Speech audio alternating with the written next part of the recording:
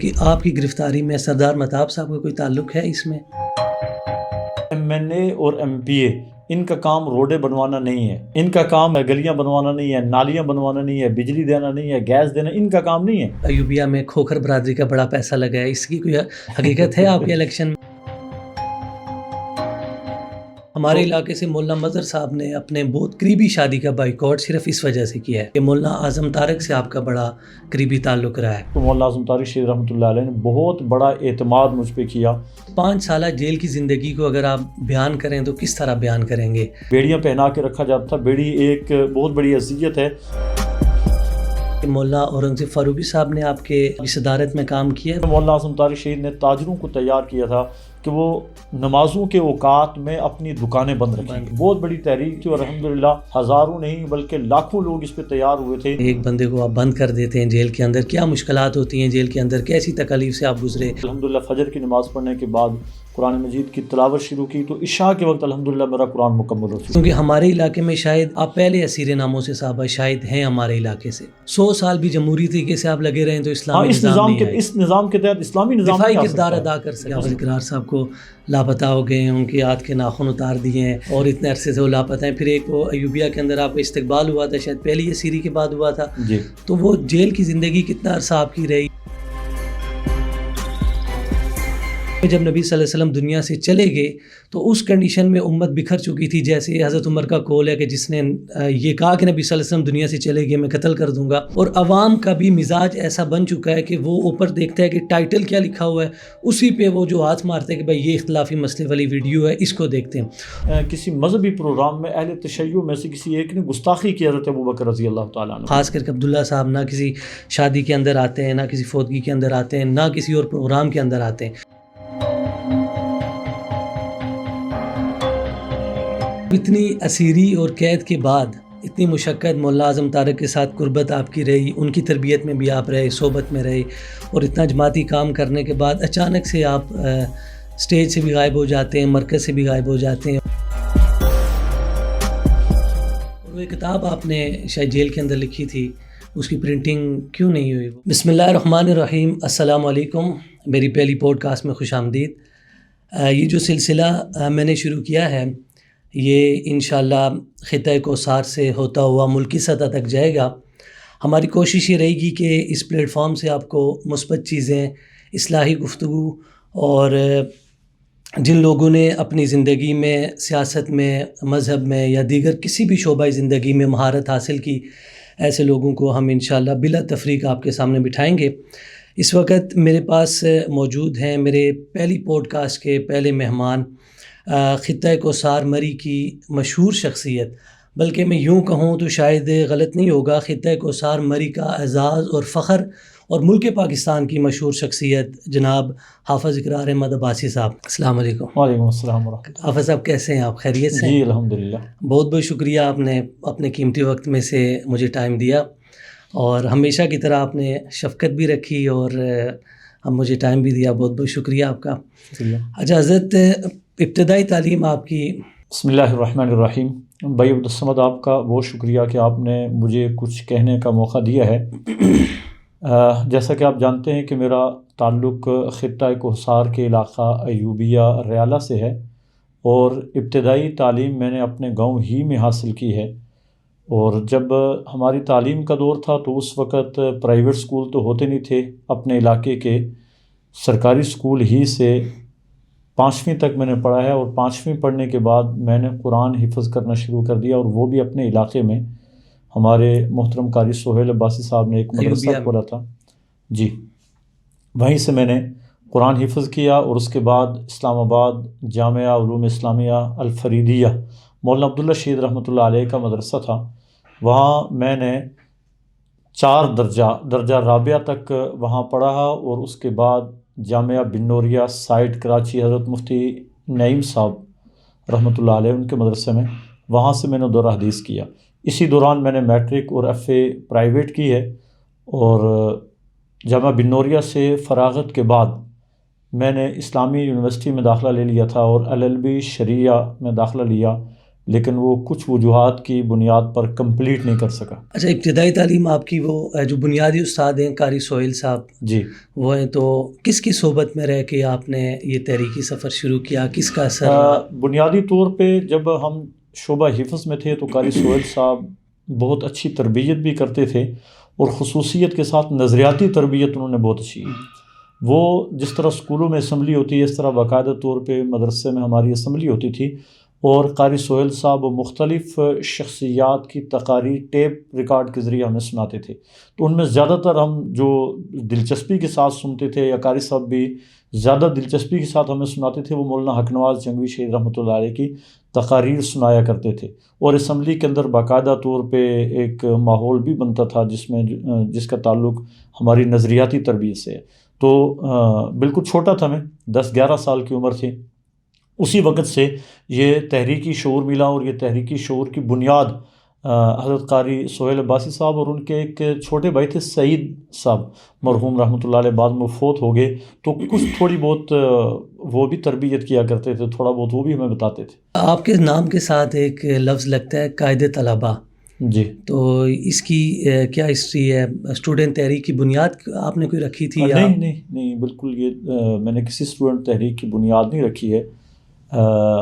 Student تحریک سپاہی صحابہ اسٹوڈنٹس، یہ ملک عمر فاروق صاحب نے 1990 میں اس کی بنیاد رکھی تھی، اور اس کے بعد مختلف اس کے صدور رہے۔ حافظ عبدالوہاب راشد کے بعد مجھے مرکزی سطح پہ ملکی سطح کی صدارت کی ذمہ داری دی گئی۔ یہ کس سن کی بات ہے؟ یہ 1998 کی بات ہے۔ اچھا، 1998۔ جی تو مجھے اس وقت صدارت دی گئی۔ اس کے بعد میرے نام کے ساتھ جس طرح اور بھی بہت سارے القاب لگانے والے لوگ ہوتے ہیں، تو میرے نام کے ساتھ قائد طلباء کا نام جو ابھی تک بھی شاید چل رہا ہے، اب میں 50 سال کا ہو گیا تب بھی۔ کتنا عرصہ آپ کی رہی ہے صدارت؟ 3 سال؟ 3 سال تک میری صدارت رہی ہے ملکی سطح کی۔ ہمارے ہاں ہر سال نئے الیکشن ہوتے ہیں، اور نئے الیکشن میں نیا قائد منتخب ہوتا ہے، تو تینوں مرتبہ جتنے بھی اراکین شورا تھے انہوں نے مجھ پہ اعتماد کیا، اور 3 مرتبہ میں اس کے جماعت کا صدر رہا ہوں۔ اور اس کا یہ جو اسٹوڈنٹ تنظیم تھی، اس کا کیا مقاصد تھے ملکی سطح پر؟ دیکھیں، بنیادی طور پہ چند ایک مقاصد تھے، جن میں سب سے بڑا مقصد یہ تھا نیک اور صالح لوگوں کی، نیک اور صالح طلباء کی ایک کھیپ تیار کر کے معاشرے کے حوالے کرنا، تاکہ معاشرے کے اندر اصلاحی پہلو ہو۔ اس کے علاوہ ایک بنیادی مقصد یہ بھی تھا کہ دین اسلام کا تحفظ، ختم نبوت کا تحفظ، ناموس صحابہ کا تحفظ، یہ مقاصد کے اندر شامل تھا۔ پھر ایک بڑی چیز جو اس میں تھی وہ دینی اور دنیاوی جو تعلیم ہے اس کا کوئی امتزاج ہو جائے، یا جو اسکول کالجز میں پڑھنے والے لوگ اور مدارس میں لوگ، ان کے درمیان جو ایک خلا پیدا ہو گیا تھا، اس خلا کو دور کرنا، یہ ہماری بنیادی تحریک کے مقاصد میں شامل تھا۔ اور آپ کی صدارت میں کس حد تک کامیابی آپ کی تحریک کو ملی؟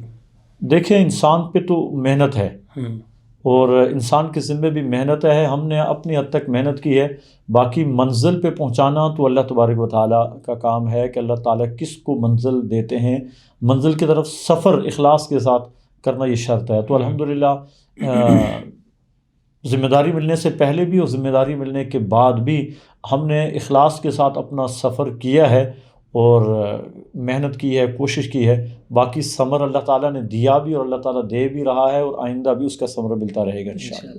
یہ ایک بات سنی سنائی ہے کہ مولانا اورنگزیب فاروقی صاحب نے آپ کے ہاں مطلب آپ کی صدارت میں کام کیا ہے؟ نہیں، مولانا اورنگزیب فاروقی صاحب ہمارے ہم عصر ہیں، دوستوں میں سے ہیں، اور ہمارا تعلیمی سفر تقریباً ایک ساتھ ہی رہا ہے۔ تعلیمی سفر ہمارا ایک ساتھ رہا ہے، ایک ساتھ ہم کام کرتے رہے، یہ کہہ سکتے ہیں کہ ہم ایک ساتھ کام کرتے رہے۔ وہ بڑے آدمی، بڑی شخصیت ہیں، ہم سفر تھے۔ جی ہم سفر رہے ہیں۔ آپ کا یہ بھی سننے میں ہمیں اکثر ملتا ہے نجی محفلوں کے اندر بھی کہ مولانا اعظم طارق سے آپ کا بڑا قریبی تعلق رہا ہے۔ جی، تو ان کے بیٹے مولانا معاویہ صاحب کی ہم گفتگو سنتے رہتے ہیں اپنے والد کے متعلق نا۔ جی تو جس طرح بیٹا باپ کو بیان کرتا ہے، اور جس طرح دوست اپنے یا رفیق سفر بیان کرتا ہے، اس میں ایک الگ الگ ہوتا ہے۔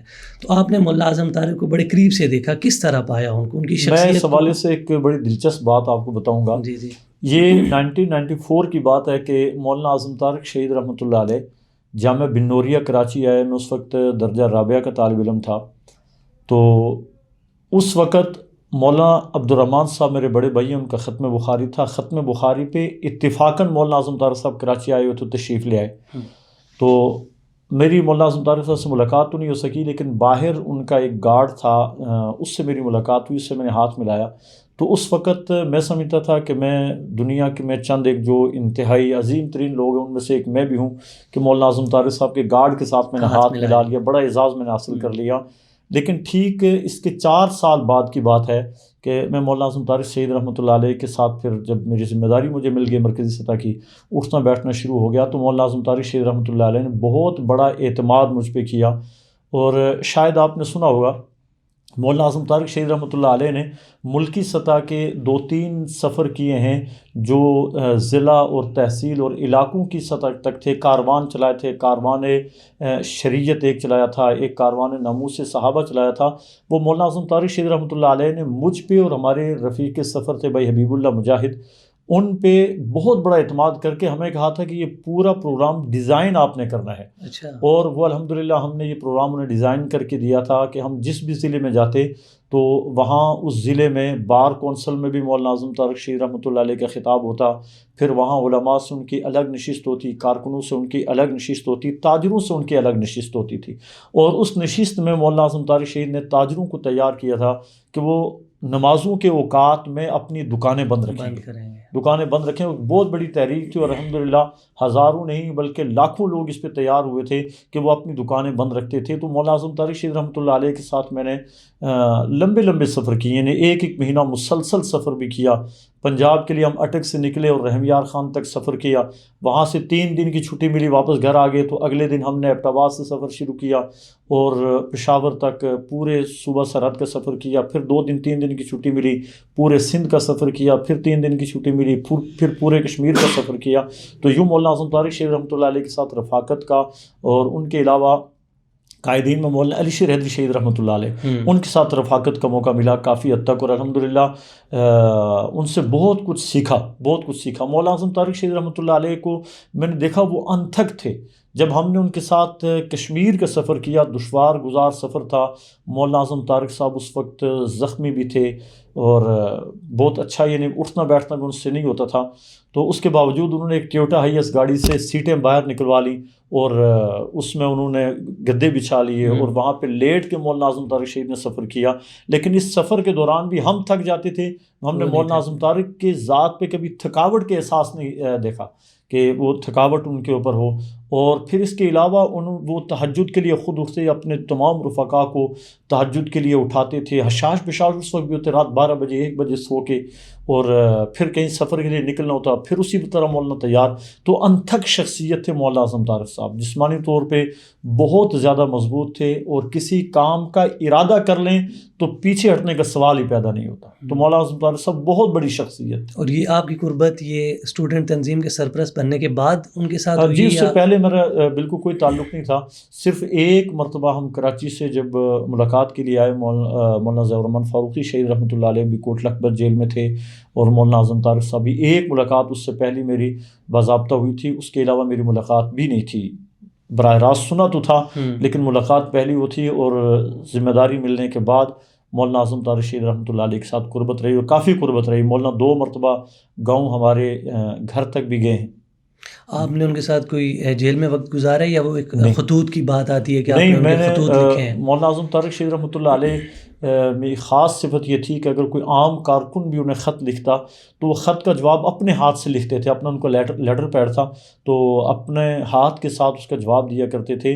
میرے پاس 20 خطوط شاید میری ڈائری میں آج بھی موجود ہوں گے جو مولانا اعظم طارق شہید رحمۃ اللہ علیہ کو میں نے لکھے، اور انہوں نے واپس اپنے ہاتھ سے جواب دیا. اچھا، آپ نے لکھے خطوط؟ جی، ہم طالب علمی کے دور میں بھی انہیں لکھتے ہوتے تھے، اور ذمہ داری ملنے کے بعد جس عرصے میں وہ جیل میں رہے تو جیل میں ہم خط لکھتے تھے، وہ فوری طور پہ جواب دیتے تھے. اور ایک کمیٹی انہوں نے بنائی تھی ملکی سطح پہ جس میں شاید 6 یا 7 لوگ تھے، اس میں آپ کا بھی نام شاید تھا. نہیں، وہ اصل میں ایک شورا کے اجلاس میں ایک مرتبہ یہ طے ہوا کہ بعض دفعہ کچھ ہنگامی فیصلہ جات کرنا پڑتے ہیں جس کے لیے پوری عاملہ یا پوری شورا کو بلانا مشکل ہوتا ہے. ملک بھر کے اندر پھیلے ہوئے لوگ ہیں، تو ایک مختصر سی سپریم کونسل بنا لی جائے جس کے پاس فیصلے کا اختیار ہو. تو 8 افراد پر مشتمل تھی.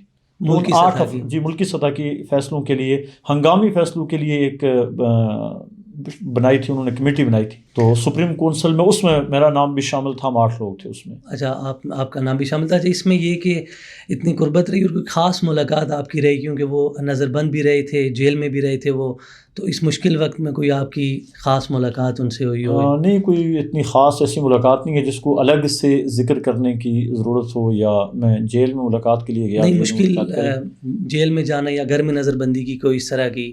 گھر میں جب نظر بندی تھی، مولانا اعظم طارق شہید رحمۃ اللہ سے ملاقات کی کسی کو اجازت نہیں تھی ان سے نہیں، اس وقت ملاقات کوشش ہم نے کی ہے، لیکن وہاں ملاقات کی اجازت نہیں تھی کسی کو۔ اچھا، اس کے ساتھ مولانا آپ کی تحریکی زندگی اور مولانا اعظم طارق صاحب کے ساتھ تعلق، اور اس کے بعد ایک سفر ہم بچپن سے سنتے آ رہے ہیں کہ ہم گھر سے کہ حافظ اقرار صاحب کو لاپتہ ہو گئے ہیں، ان کے ہاتھ کے ناخن اتار دیے ہیں اور اتنے عرصے سے وہ لاپتہ ہیں۔ پھر ایک وہ ایوبیہ کے اندر آپ کا استقبال ہوا تھا، شاید پہلی یہ سیری کے بعد ہوا تھا جی۔ تو وہ جیل کی زندگی کتنا عرصہ آپ کی رہی، اور وہ لاپتہ ہونے کی زندگی وہ ساری؟ دیکھیں، جنرل پرویز مشرف کے دور میں جب جماعت پر پابندی لگی ہے تو اس وقت پوری جماعت کے خلاف پورے ملک میں کریک ڈاؤن ہوا تھا۔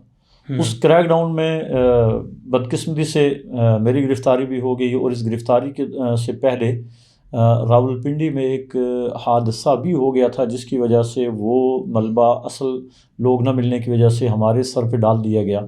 تو اس وقت وہ اسیری کے ایام تھے، ایک تو غیر قانونی حراست جو اس میں تھی وہ ایک زیادہ مشکل پیریڈ تھا، وہ تقریباً 4.5 ماہ کی غیر قانونی حراست تھی۔ اس دوران تشدد کا نشانہ بھی بنایا گیا، اور جتنے حربے ہمارے پولیس کے پاس ہوتے ہیں وہ تمام حربے بھی استعمال کیے گئے۔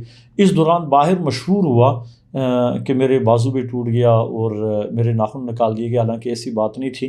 کچھ زخم ضرور ایسے تھے جو شاید کسی دیکھنے والے نے اس طرح کا محسوس کیا۔ ناخن والی بات میں حقیقت نہیں، ناخن نکالے نہیں، کیونکہ ہم وہ چھوٹے ہوتے تھے نا، تو ہمیں بتایا جاتا تھا کہ وہ بس چونکہ باہر رابطہ نہیں تھا تو کوئی بھی چھوٹی سی بات بھی باہر نکلتی تھی تو باہر جس کے پاس جاتی شاید وہ آگے بڑھا چڑھا کر اس کو بیان کرتا تھا۔ تو کتنا عرصہ آپ رہے؟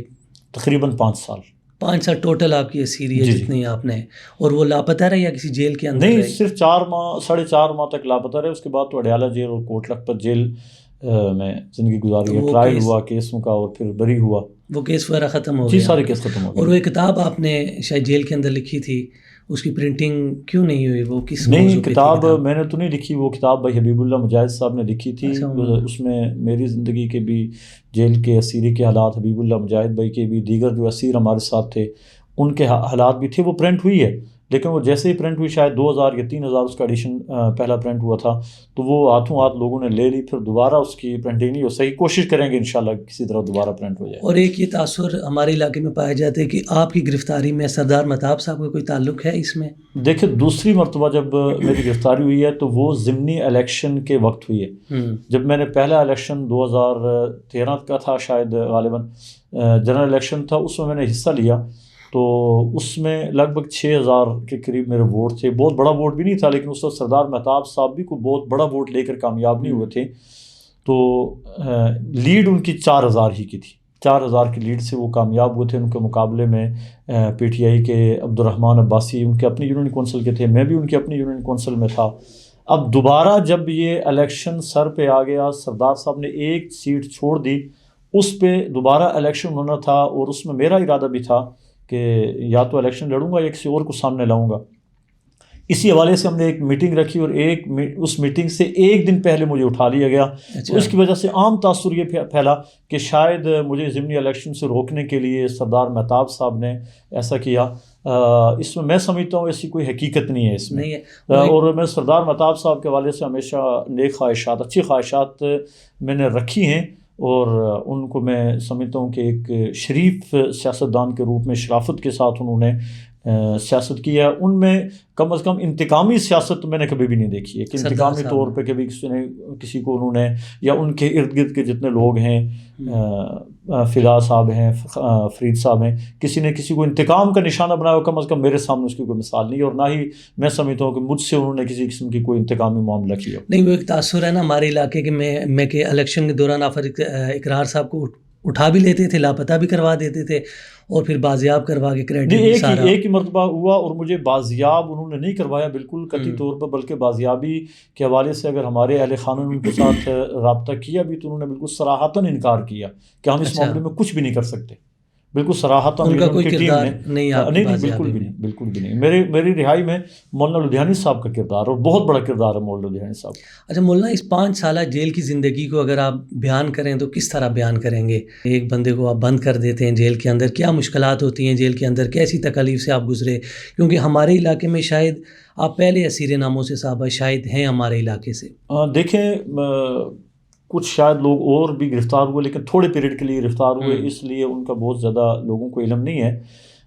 اسیری میں جو مشکلات ہیں، میں نے آپ کے سامنے پہلے ایک بات عرض کی ہے کہ 2 طرح کی اسیری ہے. ایک تو غیر قانونی حراست ہے، جب آپ کسی عدالت کے نوٹس میں نہیں ہیں تو وہ اسیری تھوڑی مشکل ہوتی ہے، اور اس میں ہر طرح کا تشدد بھی کیا جاتا ہے، مار پیٹ بھی کی جاتی ہے، اور پوچھنے والا بھی کوئی بھی نہیں ہوتا. جب آدمی عدالت کے نوٹس میں آ جائے تو ٹرائل کے دوران پھر بندہ عدالت میں چونکہ شکایت بھی کر سکتا ہے، اس لیے بہت زیادہ تشدد کا نشانہ نہیں بنایا جاتا. لیکن جیل جو ہے نا، وہ ایک مشہور شعر ہے نا، سہولتیں لاکھ میسر ہوں اسیری پھر اسیری ہے. مطلب کہ مشکل جی زندگی. مشکلات ہوتی ہیں اس میں. پھر مذہبی لوگوں کے لیے جو اڈیالہ جیل کے اندر ہمارے دور میں مشکلات تھی، ایک تو یہ ہے کہ مسلسل انہیں ایک ہی چھوٹے سے کمرے میں، جس کو جیل کی زبان میں چکی کہتے ہیں، ایک ہی چکی میں بند رکھا جاتا تھا، باہر 1 منٹ کے لیے بھی نہیں نکالا جاتا تھا. پھر بیڑیاں پہنا کے رکھا جاتا تھا، بیڑی ایک بہت بڑی اذیت ہے. جس بندے نے پہنی ہو اس کی اذیت کو وہ سمجھ سکتا ہے. آپ نے پہنی، آپ کو جی میں نے مسلسل 5.5 سال بیڑی جو 5 پاؤں سال میں تک. بھی شاید. جی پاؤں میں جو بیڑی ہے وہ بعض لوگوں کو چلنے پھرنے سے معذور کر دیتی ہے. چونکہ اگر بیڑی ہو اور پھر چلنے پھرنے کا تھوڑا بہت موقع بھی ملے تو بندہ معذور ہو جاتا ہے. تو وہ 5 سال تک پاؤں میں بیڑی جو ہے وہ مسلسل رہی. یہ ایک بہت بڑی اذیت ہے. پھر ملاقاتوں پہ بہت زیادہ پابندی، اور ہفتے میں 1 دن ملاقات کا، اور وہ دن بھی کوئی نہ کوئی جو ہے وہ سر پہ کھڑا رہتا ملاقات کے دوران. نہ کوئی بات گھر والوں سے کرنے دیتے، اور نہ کوئی اس طرح کی بات ہم کر سکتے تھے. تو یہ تو مشکلات رہی ہیں، لیکن ہم سمجھتے ہیں کہ جب مشنری لوگ ہوتے ہیں ان کے سامنے یہ مشکلات کچھ مشکلات نہیں ہوتی ہیں. جیل کے اندر وقت گزارنے کے لیے کیا مصروفیات ہوتی ہیں بندے کے پاس؟ بہت ساری مصروفیات ہوتی ہیں. جیل میں وقت گزارنے کے لیے انسان کے پاس اللہ کی یاد ایک بہت بڑی مصروفیت ہے. پھر قرآن مجید کا نسخہ مل جائے تو قرآن مجید کا نسخہ ایک بہت اچھا ساتھی ہوتا ہے جیل میں، جس کے ساتھ آپ باتیں بھی کرتے ہیں، جس کے ساتھ اپنا وقت گزارتے ہیں. پھر ہمارا یہ تھا کہ ہمیں قید تنہائی نہیں تھی. ہمارے ساتھ 3 4 ساتھی، بسا اوقات بہت زیادہ گنجائش سے بھی زیادہ ساتھی ہمارے ساتھ ہوتے تھے. تو آپس کی گپ شپ اور سیکھنے سکھانے کا عمل جو ہے وہ بھی ہوتا تھا. جیل میں مجھ سے الحمدللہ کئی ایک دوست ہیں جنہوں نے قرآن حفظ کیا. اچھا. ہم وہاں کلاس بھی لگا لیتے تھے. اور ایک دلچسپ کلاس کا میں تھوڑا سا احوال آپ کے سامنے بیان کروں. میرے ایک شاگرد تھے، دوست تھے، مجھ سے بڑے بھی ہیں، میں ان کے شاگرد کہتے ہوئے شرم بھی آتی ہے، لیکن قرآن انہوں نے مجھ سے حفظ کیا. تو وہ میرے برابر والے کمرے میں، ساتھ والے کمرے میں تھے. تو وہ ساتھ والے کمرے میں ہم ایک دوسرے کو قرآن سنا نہیں سکتے تھے. تو ہم نے جیل سپرنٹینڈنٹ سے اسپیشل درخواست کر کے ایک شیشہ منظور کروایا تھا. یہ جو منہ دیکھنے والا شیشہ ہے، تو ہم دونوں اپنے دروازے کے سامنے رکھتے تھے. تو اس شیشے میں انہیں ان کی شکل مجھے نظر آتی تھی. تو وہ شیشے میں مجھے قرآن سناتے اور میں شیشے میں ان سے قرآن سنتا تھا. یوں انہوں نے پورا قرآن حفظ کیا. جیل کے اندر جیل کے اندر پورا قرآن حفظ کیا. کئی اور دوستوں نے بھی قرآن حفظ کیا الحمدللہ. اچھا، یہ آپ کی جو آپ بتا رہے ہیں کہ جب بندہ عدالت میں آ جاتا ہے تو اس کے بعد جب یہ اڈیالہ جیل کے اندر بندہ آ جاتا ہے پھر اتنی مشکلات نہیں ہوتی؟ کم ہوتی ہیں مشکلات کی. نہیں، وہ تشدد جس طرح کا ہوتا ہے. وہ آپ پہ کتنا عرصہ رہا وہ 5 سال میں؟ 5 سال میں تو یہ 4.5 مہینے آپ کو بتایا ابتدا میں کہ 4.5 ماہ جو ہے وہ غیر قانونی حراست کا ٹائم گزرا ہمارا. جو پنڈی اسلام آباد کے مختلف جو ہے تھانے بھی تھے یا عقوبت خانے تھے کچھ، جہاں پر ہمیں رکھا گیا. وہ مولا اعظم طارق کہا کرتے تھے کہ زندہ قبریں ہیں، وہ آپ نے دیکھی ہیں، آپ رہے ہیں ان میں؟ جی، زندہ قبریں مولانا اعظم طارق شیخ رحمۃ اللہ علیہ نے ان عقوبت خانوں کو بھی کہا اور چونک سینٹر کو بھی کہا. تو مجھے چونک سینٹر میں بھی ٹائم گزارنے کا موقع ملا. لاسٹ ٹائم 2014 میں جب گرفتار کیا گیا تو یہاں سے مجھے لاہور چونک سینٹر لے جایا گیا. لیکن چونک سینٹر میں ایک چیز جو وہاں مولانا اعظم طارق شیخ رحمۃ اللہ علیہ کی یادیں بھی بہت آئیں. مولانا فرماتے ہیں کہ میرے پاس قرآن مجید تھا اور میں روزانہ ایک قرآن مجید پڑھا کرتا تھا. تو وہاں میرے ذہن میں آیا کہ میں ذرا چیک کروں کہ مولانا کس طرح پورا قرآن پڑھتے تھے. تو صرف ایک دن ایسا ہوا کہ میں نے الحمدللہ فجر کی نماز پڑھنے کے بعد قرآن مجید کی تلاوت شروع کی تو عشاء کے وقت الحمدللہ میرا قرآن مکمل ہو چکا تھا. ماشاءاللہ. مطلب روزانہ ویسے تو 10 پارے 15 پارے میرا معمول تھا وہاں پہ، لیکن ایک دن میں نے کہا کہ آج پورا قرآن پڑھ کے دیکھتا ہوں، تو الحمدللہ پورا قرآن میں نے وہاں پڑھا. اور میرے لیے جو وہاں بہت بڑی بات یہ تھی کہ مجھے وہاں ترجمے والا قرآن مل گیا. ایک ہی قرآن کا نسخہ دیتے ہیں، غلاف کے اندر ہوتا ہے، اور اسے دیوار کے ساتھ جو ہے نا وہ ایک کیل لگی ہوتی ہے، اس کے ساتھ لٹکانے کی اجازت ہوتی ہے. تو اس میں وہ ترجمے والا قرآن تھا، تو مجھے ترجمے کے ساتھ بار بار پڑھنے کا موقع ملا. وہاں میرے 45 دن گزرے تھے ٹوٹل اس عقوبت خانے میں جسے وہ زندہ قبر مولانا اعظم طارق کہا کرتے تھے. تو مکمل قرآن آپ نے ایک پڑھا وہاں پہ جو مولانا اعظم طارق اپنی ایک دن میں مکمل قرآن. اچھا، ایک دن آپ نے مکمل قرآن کیا. اچھا، ملک بدری آپ کی ہوئی تھی، آپ خود چلے گئے تھے سعودیہ حالات سے تنگ آ کے؟ نہیں، ویسے ہی میں بس سمجھ لیں کہ ایک مدینہ طیبہ کو مجھے ویزا مل گیا. اچھا، تو بس وہاں گیا اور 3 سال تک الحمدللہ میں مدینہ طیبہ کے اندر رہا. نہیں، وہ ایک تاثر تھا کہ ان پہ اتنی مشکلات آئی اور بار بار ان کو تنگ کر رہے ہیں اس طرح، تو وہ اس لیے وہ تو چلتا رہا، وہ سلسلہ چلتا رہا. لیکن شاید اگر ویزا مجھے ملتا کسی دوسرے ملک کا ملتا یا سعودی عرب کے کسی دوسرے شہر کا ملتا تو شاید میں نہ جاتا. لیکن جب مدینہ کا نام سنا تو ویسے ہی دل کے اندر ایک تڑپ آ گئی، چلیں کسی بہانے سے مدینہ میں رہنے کا موقع مل جائے گا. اچھا حافظ صاحب، اتنی اسیری اور قید کے بعد اتنی مشقت، مولانا اعظم طارق کے ساتھ قربت آپ کی رہی، ان کی تربیت میں بھی آپ رہے، صحبت میں رہے، اور اتنا جماعتی کام کرنے کے بعد اچانک سے آپ اسٹیج سے بھی غائب ہو جاتے ہیں، مرکز سے بھی غائب ہو جاتے ہیں، اور بالکل ایک یونٹ کی اس تک آ جاتے ہیں، لمٹ تک آ جاتے ہیں. اس کی کیا وجہ ہے؟ تقریباً میرے پاس سینکڑوں سوال کل سے ایسے آئے کہ آپ نے حافظ صاحب سے ہی پوچھنا ہے کہ اتنی مطلب تکلیف دہ زندگی، جیل اور جماعت کا کام کرنے کے بعد اچانک سے جب ہمیں آپ کی ضرورت پڑی، آپ جیسے لیڈر کہہ لیں، قائد کہہ لیں، تو آپ منظر سے غائب ہو گئے. پہلی بات تو یہ ہے کہ مجھ پہ جماعتی ذمہ داری جب تک تھی الحمدللہ میں نے جماعتی ذمہ داری بحسن و خوبی نبھائی ہے اور اپنی طرف سے کوشش کی ہے. دوسری بات یہ ہے کہ جب ذمہ داری چلی گئی تو اس کے بعد میں نے بلا وجہ ذمہ دار بننے کی کوشش نہیں کی ہے. اور ذمہ دار مجھ سے میں سمجھتا ہوں کہ بہتر طریقے سے کام کر رہے ہیں، ان کے لیے میدان بھی خالی کیا ہے. اور ایک بات جو اس میں بنیادی ہے وہ یہ ہے کہ ہر کام کا ایک وقت ہوتا ہے، ہر آدمی کے اندر ایک صلاحیت ہوتی ہے، یا صلاحیت سے ہٹ کے ایک انسان کے پاس کام کرنے کا وقت ہوتا ہے، ایک جذبے کا بھی ایک وقت ہوتا ہے. تو وہ ویسے بھی وقت کے ساتھ ساتھ ٹھنڈا پڑ جاتا ہے. الحمدللہ میری وابستگی کل بھی تھی، آج بھی ہے، مرتے دم تک رہے گی. اور کام کا انداز آپ کہہ سکتے ہیں کہ تھوڑا سا ہم نے تبدیل کر دیا. اب بھی الحمدللہ محدود رہ کے اپنا کام جاری رکھے ہوئے ہیں. نہیں، آپ کو مرکز کی طرف سے کسی عہدے کی آفر ہوئی ہے نا آپ کو جماعت دیکھیں، کی یہ طرف تو سے؟ جب میں اسٹوڈنٹ لائف میں تھا تو اسی وقت بھی مجھے آفر ہوئی تھی مرکزی جنرل سیکرٹری کی، مرکزی ڈپٹی سیکرٹری جنرل کی. لیکن میں سمجھتا ہوں کہ میرے اندر نہ تو اتنی صلاحیت تھی اور نہ ہی میں اس ذمہ داری کا اہل تھا.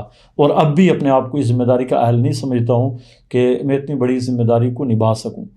تو اس وقت بھی مجھے مرکزی ڈپٹی سیکرٹری جنرل کی آفر ہوئی تھی. تو میں نے اپنی جگہ ڈاکٹر خالد نواز فاروقی شہید رحمۃ اللہ علیہ ہنگو والد دوست تھے، میں نے اپنی جگہ ان کا نام پیش کر کے، بلکہ ان کو میں نے مولانا اعظم طارق شہید رحمۃ اللہ علیہ سے سفارش کر کے ان کو میں نے بنوا دیا تھا اپنی جگہ پہ. ورنہ مولانا اعظم طارق شہید رحمۃ اللہ علیہ کے ذہن یہ تھا کہ میں یہ ذمہ داری قبول کر لوں اور اپنے اسٹوڈنٹ کی ذمہ داری میں ڈاکٹر خالد نواز فاروقی صاحب کو دے. نہیں، آپ علاقے سے بھی بالکل پیچھے ہٹ گئے، ادھر بھی کوئی جماعتی کام میں؟ دیکھیں، میرا بھی اپنا زندگی کا ایک حصہ ہوتا ہے نا، زندگی کے حصے میں اپنی کچھ مصروفیات، پھر بندے کی آگے زندگی کو آگے بڑھانے کے لیے کچھ مصروفیات ہوتی ہے. اب میرے پاس ایک مرکز ہے، ایک مسجد ہے جہاں کی میری اپنی مصروفیات ہیں، میری اپنی، آپ اس کو میرا کاروبار کہہ دیں یا اس کو بھی آپ کوئی مشنری چیز کہہ دیں کہ میرے اپنے اسکول ہیں، ان اسکولوں کو میں ٹائم دیتا ہوں. ٹف شیڈول ہے میرا. میں صبح سویرے نماز سے پہلے اٹھتا ہوں اور رات دیر تک میری ایسی مصروفیات ہوتی ہیں کہ میں کسی اور کام کے لیے وقت نہیں نکال سکتا. اور الحمدللہ ان کاموں میں بہت سارا کام ایسا ہے جو مشن سے متعلق ہے. تقریباً ضروری نہیں ہے کہ ہر وقت آدمی اسٹیج پہ رہ کے، طریقہ چینج ہو گیا، کام ہو رہا ہے. ہاں، اسٹیج پہ رہ کے بندہ تقریر کر کے نعرے لگوا کر آدمی کام کرے تو کام کی نوعیت تو تبدیل ہو سکتی ہے. اچھا حافظ صاحب، الیکشن کے حوالے سے ہمارے علاقے کے اندر ایسی کیا ضرورت محسوس ہوئی کہ جماعتی پلیٹ فارم سے آپ نے الیکشن لڑنے کا ارادہ کیا؟ دیکھیں، یہ ضرورت صرف ہمارے حلقے سے نہیں تھی، یہ سوال تو کوئی مولانا حق نواز جھنگوی صاحب سے بھی کر سکتا ہے کہ کیا ضرورت پیش آ گئی تھی آپ جنگ سے الیکشن لڑے، یا مولانا اسحاق القاسمی صاحب شہید رحمۃ اللہ علیہ، یا مولانا اعظم طارق شہید رحمۃ اللہ علیہ، یا اس کے بعد آنے والے جتنے بھی لوگ ہیں، ان سے کوئی پوچھ سکتا ہے کہ کیا ضرورت پیش آ گئی تھی آپ نے الیکشن کیوں لڑا؟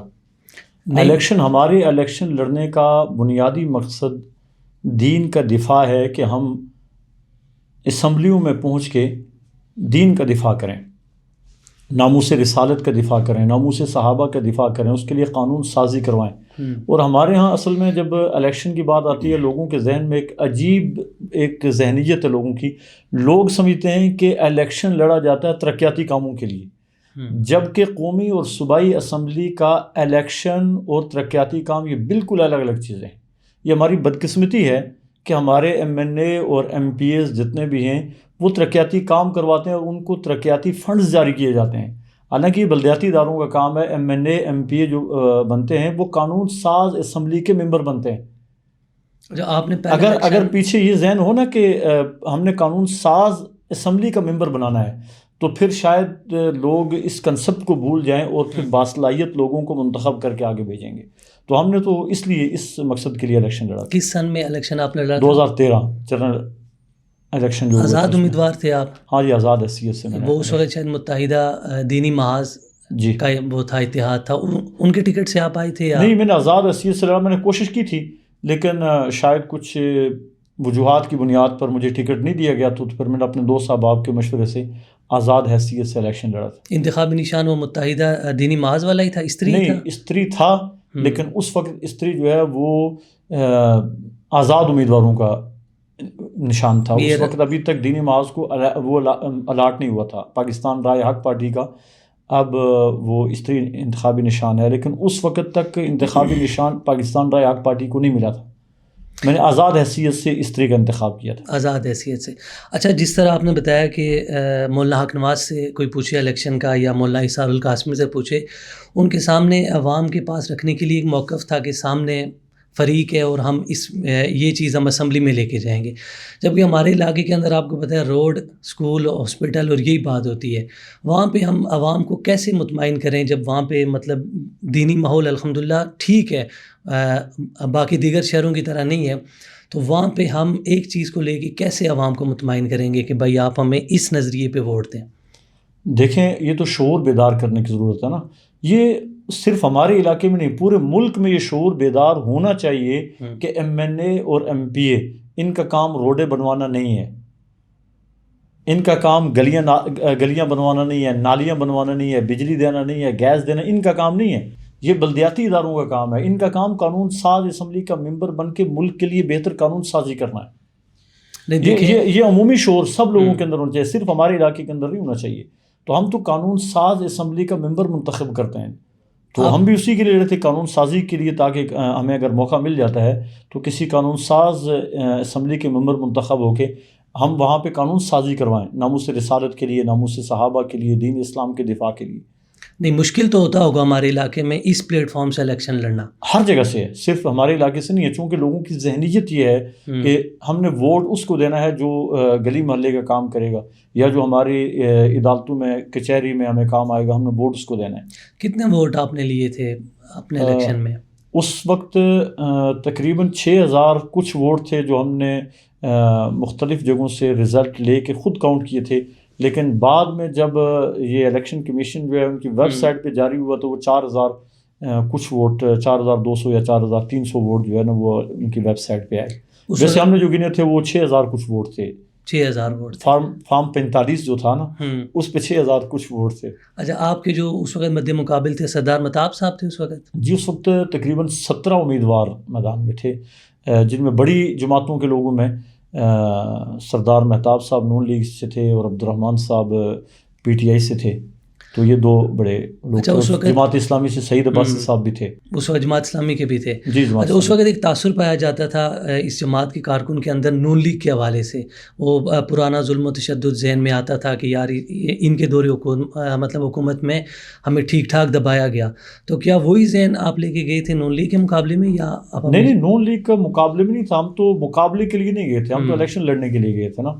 اچھا. تو ہمارا مقابلہ اس طرح نہیں تھا کہ ہم نے کسی جماعت کے ساتھ مقابلہ کرنا ہے یا کسی شخصیت کے ساتھ مقابلہ کرنا ہے یا کسی کو اونچا نیچا دکھانے کے لیے ہم نے الیکشن نہیں لڑا تھا. ہم اپنا ایک مقصد لے کر گئے تھے, اپنا ایک مشن لے کے گئے تھے. وہ ہمارا, یہ کہہ سکتے ہیں آپ اس کو کہ وہ ہمارا مشنری ایک الیکشن تھا. اس سے پہلے آیا تھا کوئی امیدوار اس ہمارے حلقے ٹکٹ سے, اس عنوان پہ کوئی آیا تھا؟ ہمارے حلقے سے کبھی کوئی نہیں آیا. نہیں آیا تھا, آپ پہلے تھے؟ جی میں پہلے. اور ایک یہ تاثر بھی پایا جاتا ہے کہ آپ جب آپ الیکشن لڑے تو بہت سارے جماعتی پرانے افراد آپ سے ناراض تھے یا وہ اگری نہیں تھے آپ کے الیکشن لڑنے میں, ایسی کوئی بات ہے؟ دیکھیں, کچھ لوگوں نے اختلاف کیا اور یہ الیکشن میں ہوتا ہے. اس کی بنیادی وجہ ہماری سیاسی ترجیحات ہوتی ہیں. سیاسی ترجیحات بعض لوگوں کی کچھ اور ہوتی ہیں, یا میں سمجھتا ہوں اس وقت جو مین پرابلم تھا وہ لوگوں کے ذہن میں چند ایک لوگوں کا تھا کہ یہ سیاسی لوگ نہ جانے ہمیں کوئی نقصان پہنچا دیں گے, یا ہمیں کھا جائیں گے, یا ہمیں راستے سے ہٹانے کے لیے کچھ ہیلے حربے استعمال کریں گے جس سے ہمیں کوئی نقصان ہو سکتا ہے. یا کم از کم کچھ لوگ تو بڑے سیاستدانوں کی ناراضگی بھی مول لینے کے لیے تیار نہیں تھے کہ وہ ہم سے ناراض ہو جائیں گے. تو اس وجہ سے کچھ لوگوں نے ہمارا ساتھ نہیں دیا تھا, لیکن مجھے شکوہ کوئی نہیں ہے کسی سے. چلے. اور ایک اور بات سننے میں ملتی ہے کہ اکثر کوئی بھی بات چل رہی ہو تو کہتے ہیں مطلب ایوبیہ میں کھوکھر برادری کا بڑا پیسہ لگا ہے. اس کی کوئی حقیقت ہے آپ کے الیکشن میں؟ دیکھیں, جب کوئی الیکشن لڑتا ہے تو مخالفین اس کے لیے پروپیگنڈے بہت کرتے ہیں. نہیں, آج تک یہ بات چلتی آ رہی ہے, بہت زیادہ پروپیگنڈے کرتے ہیں. ایسی کوئی بات نہیں ہے, نہ اس بات کی کسی قسم کی کوئی حقیقت ہے, اور نہ ہی کھوکھر برادری میں سے کسی ایک شخص کو پتہ بھی نہیں تھا کہ میں الیکشن لڑا ہوں. عمومی طور پہ تاجی کھوکھر کے بارے میں کہا جاتا ہے, تاجی کھوکھر کو بھی اس بات کا علم نہیں تھا کہ میں الیکشن لڑا ہوں. اصل اس کی شاید بنیادی وجہ یہ بنی کہ انہی دنوں میں یہاں جناح گارڈن میں مسجد کی امامت وغیرہ مجھے ملی تھی, اور مسجد کی امامت کے حوالے سے اتنا ضرور تھا کہ چونکہ یہ سوسائٹی اس وقت تاجی کھوکھر کے زیر اثر تھی, اور اسی کے کہنے پہ مجھے مسجد کی امامت خطابت ملی تھی. تو اس وجہ سے یہ تاثر پایا جاتا ہے کہ شاید ہماری بہت زیادہ قربت ہے اور مجھے جو ہے وہ الیکشن وہاں پہ لڑوایا جا رہا ہے. ایسی کوئی بات نہیں تھی, نہ ان کو اس چیز کا علم تھا. اور اگر ان کا پیسہ ہوتا تو پھر ہمارے پاس تو بہت ساری گاڑیاں ہوتی ہیں الیکشن کے وقت, اور ہمارے پاس بہت سارے وسائل ہوتے. ہمارے پاس تو اشتہار چھاپنے کے لیے پیسے نہیں تھے. ہم نے وہ پورا الیکشن, اب بھی ہمارے پاس ہمارے دوست ہیں مولانا حسان عباسی صاحب, ان کے پاس سارے الیکشن کے سارے اخراجات لکھے ہوئے ہیں. ٹوٹل میرے خیال میں 6 یا 7 لاکھ روپے میں ہم نے الیکشن لڑا. وہ سارا آپ نے خود کیا تھا؟ کچھ دوست احباب نے بھی کچھ تعاون کیا تھا اس میں. دوست احباب کا تعاون بھی تھا, اور کچھ میرے بھائیوں کا, کچھ رشتہ داروں کا تعاون تھا, اسی سے ہوا تھا سارا. اور اس وقت میرے خیال سے ٹھیک ٹھاک ماحول ایوبیہ کے اندر جماعت کا تھا.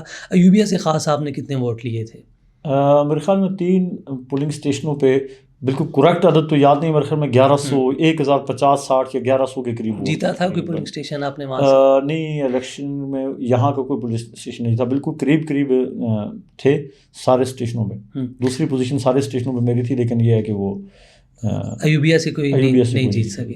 اچھا, یہ والا الیکشن تو مجھے آپ کا یاد نہیں ہے. مولانا عبداللہ صاحب کا الیکشن 2018 کا, جی, ان کو سامنے لانے کی, ایبٹ آباد سے ایک بندہ اٹھا کے ان کو اپنے اس سائڈ پہ لے کے آنے کی, آپ خود نہیں آئے, اور بھی بہت سارے لوگ تھے. اس کی کیا وجہ بنی کہ انہی کو آپ لے کے آئے مولانا عبداللہ صاحب؟ دیکھیں, ہمارے نزدیک یہ تو کوئی بات حیثیت نہیں رکھتی کہ فلاں ایبٹ آباد کا ہے, یا فلاں دلولہ کا ہے, یا فلاں پلک کا ہے, یا کس علاقے کا ہے. ہمارے ہاں تو جس طرح مسلمان جو ہے نا ایک ملت ہیں, تو ہمارے لیے تو سب ایک ملت ہیں.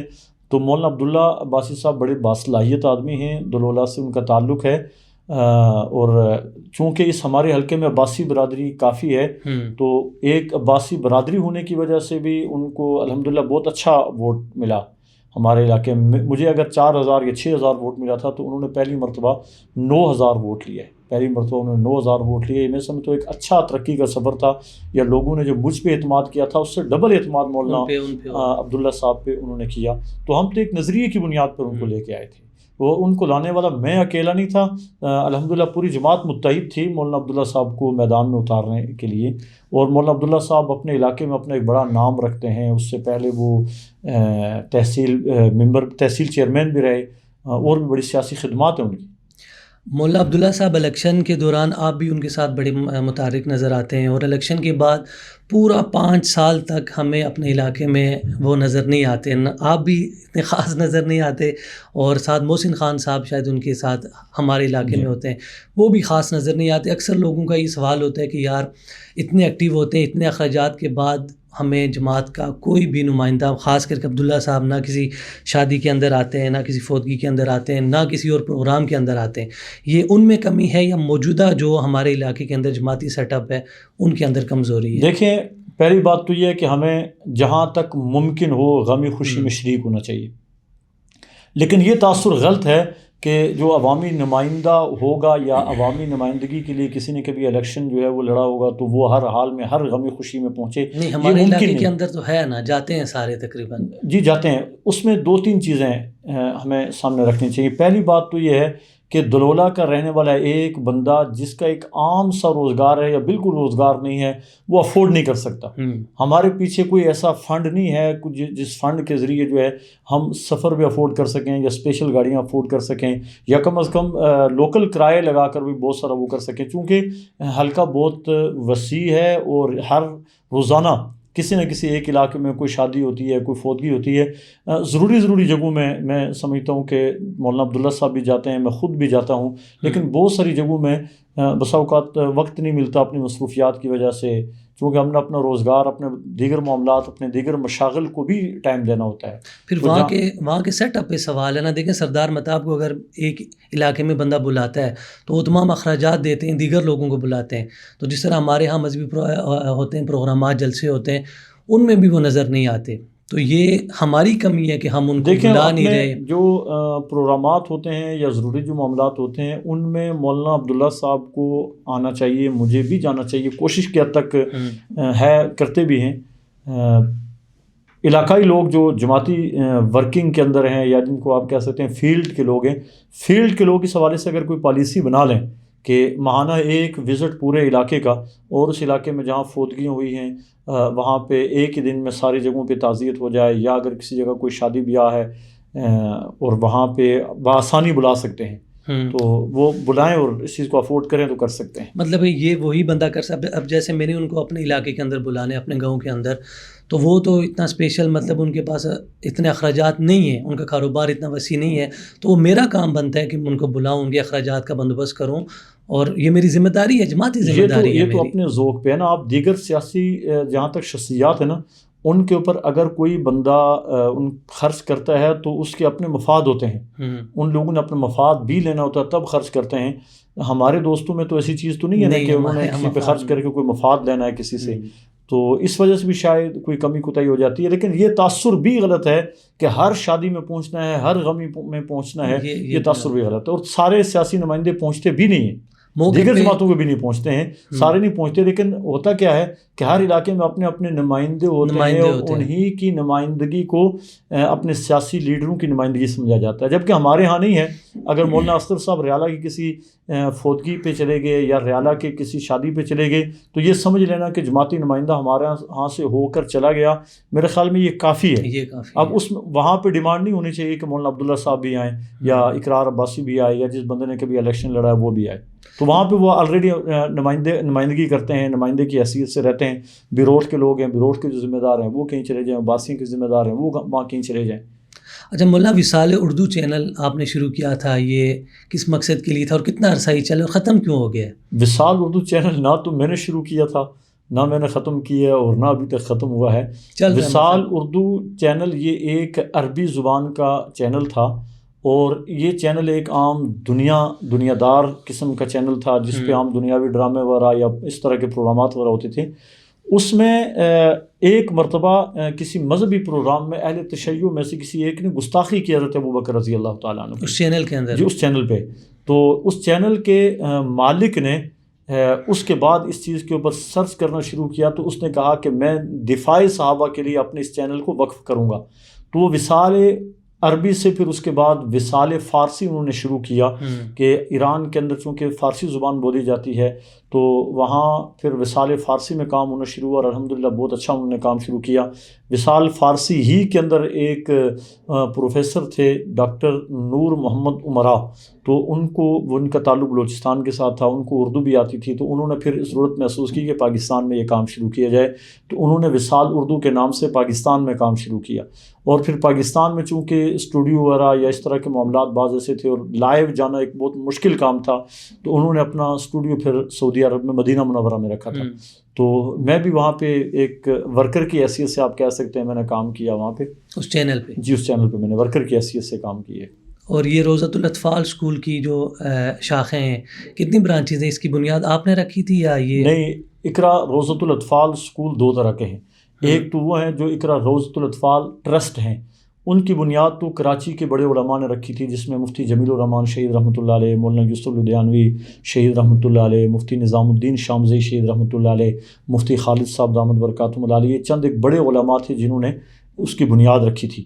اور اس کے علاوہ کچھ اقرا روضۃ الاطفال کے بعد اپنے ساتھ جو ہے وہ لاحقہ الگ لگاتے ہیں، کوئی اقرا روضۃ الاطفال اکیڈمی لگاتا ہے، کوئی اقرا روضۃ الاطفال اسکول لگاتا ہے، کوئی ایجوکیشن سینٹر، یا اس طرح کے مختلف الفاظ لگاتے ہیں۔ تو میں سمجھتا ہوں یہ بڑا پن ہے ٹرسٹ والوں نے کہ انہوں نے ذیلی سطح پر لوگوں کو اپنے نام سے کام کرنے کی اجازت دی ہے۔ تو اس طرح کے بہت سارے ادارے پورے ملک کے اندر کھلے ہوئے تھے، میں نے ان کو اور میرے کچھ ساتھی ہیں انہوں نے مل کے ان اداروں کو منظم کر کے ایک چھتری تلے لانے کی کوشش کی ہے، اور اس کے لیے ہم نے ایک تنظیم بنائی ہے اقرا ایجوکیشن فاؤنڈیشن۔ الحمدللہ اس کے ماتحت تقریباً 100 کے قریب ادارے ہیں ہمارے جو اس ایک چھتری کے نیچے ہیں، اور اس کا میں بھی ذمہ دار ہوں، ہمارے محترم عبدالرزاق نعمانی صاحب ہیں جو ہمارے صدر ہیں، وہ کام کر رہے ہیں الحمدللہ، اور بہت بہتر انداز میں کام کر رہے ہیں۔ ملک پاکستان کے اندر اسلامی نظام کی بات اکثر ہماری جماعت بھی کرتی ہے، دیگر جماعتیں بھی کرتی ہیں، تو اس میں رکاوٹ مذہبی جماعتوں کا کیا کردار ہے اور کون سی چیز اس میں رکاوٹ ہے؟ بعض دفعہ ہم جب دیکھتے ہیں کہ مذہبی جماعت پہ جتنی بھی جماعتیں ملک پاکستان کے اندر انہیں کو ٹارگٹ کیا جاتا ہے، تو کیا واقعی یہ قصوروار ہیں مذہبی جماعتیں، علماء اس ملک میں اسلامی نظام کے لیے؟ دیکھیں، ہمارا پورا سسٹم اس معاملے میں مفلوج ہے، اور جس سسٹم کے ہم ماتحت زندگی گزار رہے ہیں نا، یہ انگریز کا دیا ہوا وہی سسٹم ہے جو انگریز چھوڑ کر چلا گیا، اور انگریز ہمیں سسٹم دے کر چلا گیا۔ ہم نے نعرہ تو یہ لگایا نا کہ پاکستان کا مطلب کیا، لا الہ الا اللہ، یا ہم قائد اعظم رحمۃ اللہ علیہ کی طرف منسوب کرتے ہیں کہ انہوں نے کہا تھا کہ مجھے نظام بنانے کی ضرورت نہیں ہے، میرے پاس قرآن کی شکل میں نظام موجود ہے۔ اگر قرآن کی شکل میں نظام موجود ہے تو ہمیں اسمبلیوں میں ناموس شریعت بل پیش کرنے کی ضرورت کیوں پیش ہے، یا نفاذ شریعت بل پیش کرنے کی ضرورت کیوں محسوس ہوتی ہے؟ پہلے ہی شریعت ہو نا، شریعت بل کیا چیز ہے، ناموس صحابہ بل ہمیں پیش کرنے کی ضرورت کیوں پیش آتی ہے، یا ختم نبوت کے حوالے سے ناموس ختم نبوت کے حوالے سے ہمیں بل پیش کرنے کی ضرورت کیوں محسوس ہوتی ہے؟ اس لیے کہ یہاں پہ شریعت نافذ ہو ہی نہیں سکی، اور اس کے لیے اول دن سے اس پہ قانون سازی نہیں ہو سکی۔ ہم سمجھتے ہیں کہ ہم انگریز کے دیے ہوئے اسی نظام کے ابھی تک غلام ہیں، اور جب تک اس غلامی سے نہیں نکلیں گے اس وقت تک یہاں پہ شریعت کا قانون نہیں آ سکتا ہے۔ اس کے لیے دینی جماعتیں کوشش ضرور کرتی ہیں، اور کوشش میں بھی انہوں نے جمہوریت کا راستہ اختیار کیا ہے۔ جمہوریت اسلام کے متوازی ایک الگ نظام ہے، اسلام کے اندر جمہوریت نہیں ہے، جمہوریت اسلام کا ایک متوازی نظام ہے۔ اس نظام کے تحت ہم یہ سمجھیں کہ پورا اسلام آ جائے گا، شریعت آ جائے گی، ممکن نہیں ہے۔ ہاں، جہاں کہیں خطرات ہیں تو ان خطرات سے بچاؤ کی تدبیریں اس نظام کے تحت ہو سکتی ہیں۔ کوئی بل پاس کروا لیا، کسی جگہ کوئی شک منظور کروا لی، کسی جگہ مدارس کا تحفظ کر لیا، کسی جگہ شریعت کا، کسی جگہ ختم نبوت کا تحفظ اپنے نمائندوں کے ذریعے کروا لیا، یہ تو ممکن ہے۔ لیکن ہم کہیں کہ ان اسمبلیوں کے ذریعے ہمارے پاس پوری شریعت آ جائے گی، ممکن ہی نہیں ہے۔ یعنی مطلب کہ آنے والے 100 سال بھی جمہوری طریقے سے آپ لگے رہیں تو اسلامی اس نظام کے تحت اسلامی نظام دفاعی کردار ادا کر سکتے ہیں۔ دوسری بات ہے کہ اسمبلی میں جانے والے لوگوں کو دیکھیں نا کون لوگ ہیں، وہ سب سے بڑی رکاوٹ اسلامی نظام یا شریعت کے نظام کے سامنے تو وہی ہیں۔ کیا ہمارا اشرافیہ جو ہے، جو بڑا طبقہ ہے ہمارا، وہ کرپشن کو ختم ہونے دیں گے، چور بازاری کو ختم ہونے دیں گے؟ کیا وہ چوروں کو سزا ہونے دیں گے؟ کبھی بھی نہیں ہو سکتا ہے۔ اچھا مولانا، یہ ہمارے علاقے کے اندر پہلے شہر کے اندر یہ تقریبات ہوتی تھی ناچ گانے کی اور اس طرح کی نا، تو اب ہمارے علاقے سے جو شادیاں ہوتی ہیں شہروں کے اندر، شادی ہال کے اندر، اس میں بھی اب شہری لوگ چھوڑ چکے ہیں یہ چیزیں، اب ہم نے یہ چیزیں شروع کر دی ہیں اور اس میں علماء بھی بیٹھے ہوتے ہیں اور بیچ میں وہ پٹیشن والا بھی کوئی سسٹم اب نہیں رہا. تو میں نے کئی جگہ شاید پڑھا تھا, آپ اسی اصلاح کریں گے, کہ جس ایسی تقریب کے اندر شادی کی جس میں گانا یا موسیقی ہو, کھانا بھی حرام ہوتا ہے, اس طرح لفظ شاید میں نے پڑھا تھا. تو اس میں علماء بھی ہمارے علاقے کے بیٹھے ہیں, تو کیا کردار ادا کرنا چاہیے ہمارے علماء؟ دیکھیں یہ جو تبدیلی آئی ہے نا, یہ تبدیلی صرف ہمارے علاقے کی حد تک نہیں ہے, یہ عالمی سطح کی تبدیلی آئی ہے. عالمی سطح کی تبدیلی آئی ہے, لوگوں کی مطلب فکری طور پہ لوگوں کو آزادی مل گئی ہے, اور اس میں بہت بڑا کردار آزاد میڈیا کا بھی ہے. آزاد میڈیا کے ساتھ ہمارے موبائل کا بھی بہت بڑا کردار ہے. اور میں سمجھتا ہوں کہ اصلاح معاشرہ کے حوالے سے جو لوگ متحرک تھے, کچھ ان کی کمزوری بھی ہے. اس میں تمام مذہبی طبقہ سارا شامل ہے کہ یہ اگر اپنی ذمہ داریاں پوری نبھاتے ہوتے تو شاید یہ دن ہمیں نہ دیکھنا پڑتا. لیکن بدقسمتی سے یہ دن ہمیں دیکھنا پڑ رہا ہے. ہمیں اس کی حوصلہ شکنی کرنی چاہیے, حوصلہ شکنی کرنی چاہیے. ایسی تقاریب کی جو ہے وہ اگر بائیکاٹ کر سکتے ہیں تو بائیکاٹ کریں. ایسی تقاریب میں اگر جانا ہو تو وہاں باقاعدہ شرائط لگا کر جائیں. آئیں گے ضرور, لیکن اگر ناچ گانا نہ ہو. آئیں گے ضرور اگر میوزک نہ ہو. آئیں گے ضرور, لیکن اگر کسی قسم کی بے پردگی نہ ہو. ہمارے علاقے سے مولانا مظہر صاحب نے اپنے بہت قریبی شادی کا بائیکاٹ صرف اس وجہ سے کیا ہے. یہ اچھی بات ہے, بہت اچھی بات ہے, انہوں نے اس کا آغاز کیا ہے. بالکل حوصلہ شکنی کرنی چاہیے. جہاں ناچ گانا ہو, جہاں پہ دیگر جو غیر مذہبی رسومات ہیں اگر وہ ادا کی جا رہی ہیں تو ان کی حوصلہ شکنی کے لیے ہم سب کو میدان میں آنا چاہیے. کوئی ایک مولانا مظہر صاحب یا کسی ایک آدمی سے بہت بڑا فرق نہیں پڑے گا, لیکن میں سمجھتا ہوں کہ انہوں نے ایک بڑا حصہ ملا دیا, اپنا نام تو کم از کم لکھوا دیا. جمادی الثانی کا مہینہ چل رہا ہے اور میرے خیال سے ہمارا پوڈ کاسٹ اب آخری مراحل میں ہی ہے. تو سیدنا صدیق اکبر کی جو شخصیت ہے وہ مجھے لگتا ہے کہ ہم 6 گھنٹے بھی یہاں پہ بیٹھ کے اس پہ بات کریں تو وہ مکمل نہیں ہو سکتا. تو ایک حصہ میں آپ سے پوچھنا چاہوں گا کہ آپ اس پہ روشنی ڈالیں کہ جب بیٹے کا باپ مر جائے تو وہ ذہنی توازن 3-4 دن کے لیے کھو بیٹھتا ہے, ساری دنیا کو بھول جاتا ہے. تو ایک وہ شخصیت صحابہ اکرام سے چلی گئی نبی صلی اللہ علیہ وسلم کی, جن کے لیے وہ جان دینے کو تیار تھے. تو ایسی کنڈیشن میں جب نبی صلی اللہ علیہ وسلم دنیا سے چلے گئے تو اس کنڈیشن میں امت بکھر چکی تھی. جیسے حضرت عمر کا قول ہے کہ جس نے یہ کہا کہ نبی صلی اللہ علیہ وسلم دنیا سے چلے گئے میں قتل کر دوں گا. اس کنڈیشن میں سیدنا صدیق اکبر نے کس طرح اس امت کو سنبھالا اور صحابہ اکرام کے اس غم کو خود اپنا غم بلا کے وہ اس پہ تھوڑی سی آپ روشنی ڈالیں. دیکھیں اس حوالے سے ایک چیز ذہن میں رکھیں کہ حضور پاک صلی اللہ علیہ وسلم کو حضرت صدیق اکبر رضی اللہ تعالیٰ عنہ پہ بڑا اعتماد تھا, بڑا ٹرسٹ تھا حضور صلی اللہ علیہ وسلم کو. آپ صلی اللہ علیہ وسلم کی زندگی کے آخری ایام دیکھیں, آخری ایام میں سب سے زیادہ اعتماد کس شخصیت پہ کیا؟ سیدہ عائشہ صدیقہ رضی اللہ تعالیٰ عنہ سے اپنی بیماری کے ایام میں یوں دائیں طرف حضور پاک صلی اللہ علیہ وسلم کا روضہ اطہر ہے, وہاں آپ کا گھر تھا, وہاں آپ آرام فرما. جب آپ اپنے پاؤں پہ چل کے نماز کے لیے نہیں آ سکتے تو حضرت عائشہ سے کہا مری ابا بکرین فلیصلی بالناس, آپ ابو بکر کو کہیے کہ لوگوں کو نماز پڑھائیں. یعنی یہاں اعتماد حضرت ابو بکر صدیق رضی اللہ تعالیٰ عنہ پہ کیا. سیدہ عائشہ رضی اللہ تعالیٰ عنہ کے دل میں خیال آیا کہ میرے والد محترم تو بڑے نرم دل ہیں, یہ کہیں آپ کا مصلح خالی برداشت نہ کر پائیں. تو حضرت عائشہ کہنے لگی یا رسول اللہ میرے باپ تو رقیق القلب, آپ کسی اور سے کہہ دیجیے, حضرت عمر سے کہہ دیجیے. تو حضور صلی اللہ علیہ وسلم نے دوسری مرتبہ کہا مری ابا بکر فلیصلی بالناس. جب دوسری مرتبہ بھی عذر پیش کیا تو حضور صلی اللہ علیہ وسلم نے ڈانٹ کر سیدہ عائشہ رضی اللہ تعالیٰ عنہ سے کہا کہ آپ ابو بکر سے کہہ دیجئے کہ میرے مصلے پہ نماز پڑھائے, اور ساتھ میں ایک جملہ ارشاد فرمایا. حضرت ابو بکر صدیق رضی اللہ تعالیٰ عنہ پہ اعتماد کی انتہا ہے, یأبی اللہ والمؤمنون الا ابا بکر. اللہ کے رسول نے فرمایا کہ اللہ اور اہل ایمان میرے مصلے پہ ابو بکر کے علاوہ کسی کو نہیں دیکھنا چاہتے. اہل ایمان بھی برداشت نہیں کریں گے اور اللہ بھی برداشت نہیں کرے گا ابو بکر کے علاوہ میرے مصلے پہ کچھ اور ہو. اسی طرح حضور پاک صلی اللہ علیہ وسلم نے اپنی زندگی کے آخری ایام میں ارشاد فرمایا کہ بہت سارے صحابہ اکرام ہیں جن کے گھروں کے دروازے مسجد نبوی میں کھلتے ہیں, سارے کے سب دروازے بند کر دیے جائیں الا خوخۃ ابی بکر الصدیق. ہاں ابو بکر صدیق رضی اللہ تعالیٰ عنہ کے گھر کا جو دروازہ ہے اس دروازے کو بند نہیں کرنا, اس دروازے کو نہیں بند کرنا. اچھا حضور صلی اللہ علیہ وسلم نے یہ فرما دیا, سارے دروازے بند کر دیے گئے.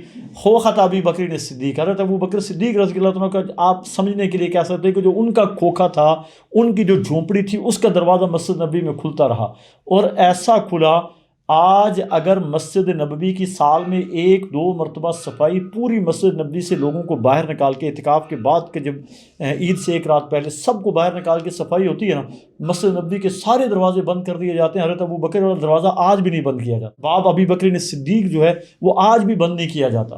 اور سیدنا صدیق اکبر رضی اللہ تعالی عنہ جب حضور علیہ الصلوۃ والسلام کی دنیا سے چلے جانے کے بعد حضرت عمر کی کیفیت جو آپ نے بیان کی کہ آج جو شخص یہ کہے گا ان محمد قد مات فاضربوا عنقہ، میں اس کی گردن اڑا دوں گا.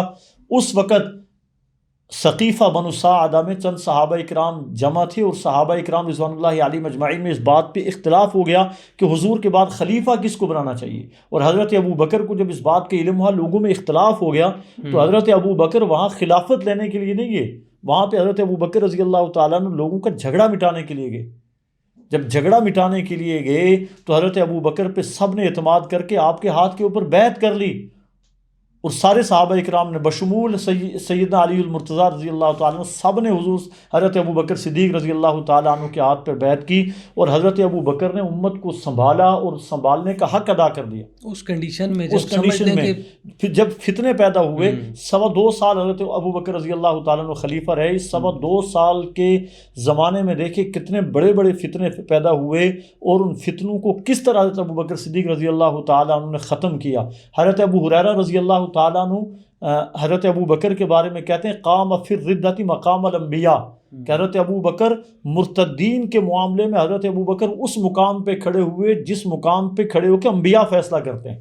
یعنی انبیاء والے مقام پہ کھڑے ہو کے انہوں نے فیصلہ کیا. ان کی جرت، جو انبیاء کی جرت ہوتی ہے، انبیاء کے اندر جو شجاعت ہوتی ہے، اس جرت اور اس شجاعت کے ساتھ حضرت ابو بکر رضی اللہ تعالی عنہ نے فیصلے کیے ہیں اور فتنہ ارتداد کا مقابلہ کیا، مدعیان نبوت کا مقابلہ کیا، منکرین زکوٰۃ کا مقابلہ کیا. اور حضرت ابو بکر نے جب 2.25 سال کے بعد خلافت حضرت عمر کے حوالے کی تو ہر طرف راوی چین ہی چین لکھ رہا تھا. اچھا مولا، آخری سوال یہ ہے کہ آج کل یہ میڈیا کے اندر یہ ٹرینڈ ہے، اور دیگر یہ ٹی وی شوز کے اندر دیکھ لیں یا کسی بھی جگہ پر اگر کسی بندے نے اپنا چینل چلانا ہے یا اس پہ بات کرنی ہے تو وہ کسی بھی اختلافی مسئلے کو لے کے آ جائے گا، اور اس میں علماء بھی چلے جاتے ہیں. مثلا کسی بھی 2 صحابی رسول کے معاملات کو وہ ڈسکس کرتے ہیں، اور عوام کا بھی مزاج ایسا بن چکا ہے کہ وہ اوپر دیکھتا ہے کہ ٹائٹل کیا لکھا ہوا ہے، اسی پہ وہ جو ہاتھ مارتے ہیں کہ بھائی یہ اختلافی مسئلے والی ویڈیو ہے، اس کو دیکھتے ہیں. اور اس سے یہ ہوتا ہے کہ ایک بندہ اس مسئلے کو ڈسکس کر کے بھی اپنے چینل کو آگے بھی لے کے جا رہا ہے، اور دوسرا بندہ اس کو بیان کر کے اس کا بھی روزگار چل رہا ہے، اور عوام کا بھی مزاج ایسا بن چکا ہے کہ ایسی ہی چیز دیکھنی ہے جس میں اختلافی مسائل ڈسکس ہوں. تو اس میں علماء کو آنا چاہیے یا ان چیزوں کو کس طرح اس کو ختم کرنا چاہیے؟ دیکھیں، کچھ اختلافی مسائل وہ ہیں جن کو بنیاد بنا کر گمراہی پھیلائی جا رہی ہے. ایسے اختلافی مسائل پہ باقاعدہ طور پہ گفت و شنید ہونی چاہیے، اور جس طرح لوگ ان اختلافی مسائل کا غلط فائدہ اٹھا کے لوگوں کے اندر تشکیک پیدا کر رہے ہیں، شکوک اور شبہات پیدا کر رہے ہیں، تو حقیقت بھی لوگوں کے سامنے کھلنی چاہیے ان اختلافی مسائل میں. لیکن اگر ہم آج عدالت لگا کر بیٹھ جائیں کہ ہم نے صحابہ اکرام کے معاملات میں فیصلہ کرنا ہے، یا جو بڑی شخصیات گزری ہیں ان کے درمیان یہ اختلاف پیدا ہو تو اس کا فیصلہ کرنے کے لیے آج ہمیں عدالتیں لگا کر بیٹھ جائیں اپنے چینلز پہ یا اپنے مختلف مقامات پہ، تو میں سمجھتا ہوں یہ بہت بڑی زیادتی ہے. امام شافعی رحمۃ اللہ علیہ سے کسی نے صحابہ اکرام کے اختلاف کے بارے میں پوچھا تو امام شافعی نے قرآن مجید کی ایک آیت پڑھی، تلک امۃ قد خلت لہا ما کسبت ولکم ما کسبتم ولا تسألون عما کانوا یعملون، کہ وہ پرانے لوگ تھے، تلک امۃ قد خلت، جو پہلے گزر گئے، لہا ما کسبت ولکم ما کسبتم، اپنے کیے کے کا جواب وہ دیں گے اور تم اپنے کیے کا جواب دو گے، ولا تسألون عما کانوا یعملون، اور تم سے ان کے اعمال کے بارے میں نہیں پوچھا جائے گا. تو اس لیے پہلی بات تو یہ ہے کہ جو حساس معاملات، ان حساس معاملات کو چھیڑنا ہی نہیں چاہیے. ناموس رسالت حساس معاملہ ہے، ناموس صحابہ حساس معاملہ ہے. حساس معاملے کے اندر ہمیں زبان چلانی ہی نہیں چاہیے. لیکن اگر کسی جگہ کوئی کسی صحابی کے تاریخ کے اندر موجود اختلاف کو ذکر کے اس سے ناجائز فائدہ اٹھاتا ہے تو اس کے دفاع کے لیے بھی میدان میں آنا چاہیے، حقائق کو بھی بیان کرنا چاہیے. لیکن عوام اس طرف نہیں جاتی، اس کو بہتری کی طرف نہیں لے کے جا رہی، آپ کے پاس نہیں آئے گی، وہ اسی ویڈیو کی طرف دیکھے گی کہ بھائی یہ ویڈیو میں فلانے مولوی صاحب نے یہ مسئلہ بیان کر دیا. ہمارے علاقے کے اندر 12 سے 13 سالہ لڑکے بھی سیدنا معاویہ کی زندگی پہ تبصرہ کرتے ہیں، حضرت عثمان کی زندگی پہ تبصرہ کرتے ہیں. اب یہ چیزیں انہیں مسجد کے ممبر سے تو نہیں ملی, اور وہ ان کے والدین بھی ان کو نہیں بھیج رہے کہ یار آپ جاؤ جا کے مولوی صاحب سے پوچھو, اس کی اصلاح کرو, وہ اس کو ڈسکس کرو. دیکھیے اس میں سوشل میڈیا کا بہت بڑا کردار ہے. سوشل میڈیا کا درست استعمال ہمیں کرنا چاہیے, اور سوشل میڈیا کے ذریعے اگر دشمنان صحابہ نے اپنا پیغام چھوٹے بچوں کے ذہن میں ڈال دیا تو اس کے لیے ہمیں بھی کوئی ٹریجڈی کرنی چاہیے, ہمیں بھی کوئی طریقہ کار استعمال کر کے ان کے ذہن میں صحابہ اکرام کی حقیقت اور اصلیت اور صحابہ اکرام کا جو بلند مقام اور عظمت ہے وہ ہمیں سوشل میڈیا کے ذریعے ان تک پہنچانی چاہیے. اس کے لیے ہمیں کوشش کرنی چاہیے. بہت شکریہ آپ کا, اللہ آپ کو سلامت رکھے, آپ نے قیمتی وقت میں سے اتنا ٹائم مجھے دیا. مکرم سامعین, مجھے امید ہے کہ یہ ہماری پوڈ کاسٹ میری پہلی پوڈ کاسٹ ہے, اس میں بہت کچھ مجھے اور آپ کو سیکھنے کا موقع ملے گا. انشاءاللہ آئندہ ایسی ہی مزید علمی اور اچھی اور اصلاحی گفتگو کے لیے آپ ہمیں دیکھتے رہیں گے. بہت شکریہ, اللہ حافظ.